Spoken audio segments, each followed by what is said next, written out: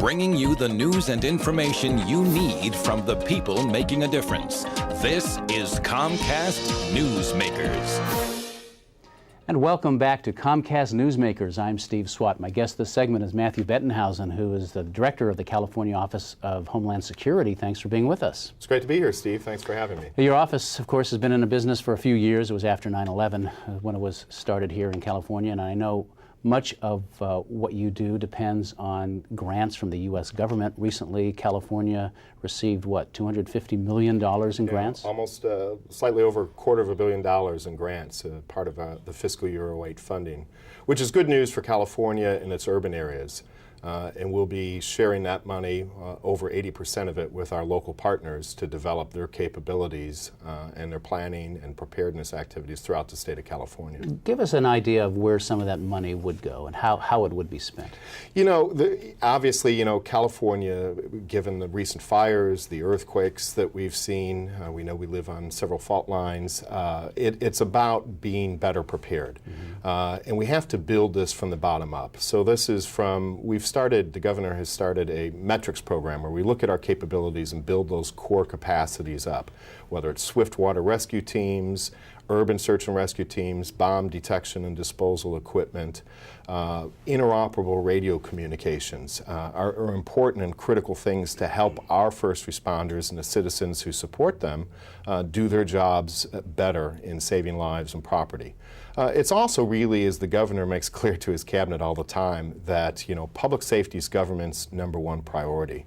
But you also have to have a vision. And the vision should be that your primary goal is prevention. It's the old adage, you know, an ounce of prevention is worth a pound of cure.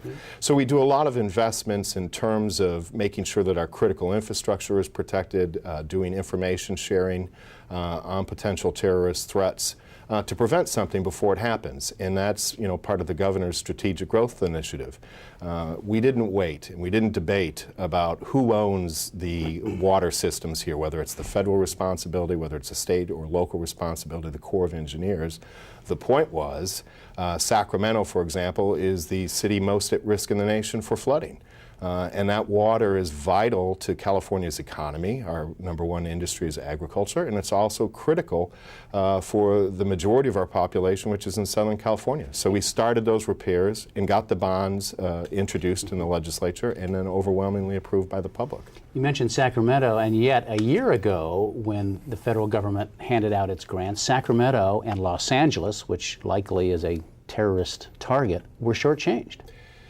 What's up with that? Well, you know, I'm the chairperson of the National Governors Association Homeland Security Advisory Council, and we've been working closely with the Hill and also discussing with U.S.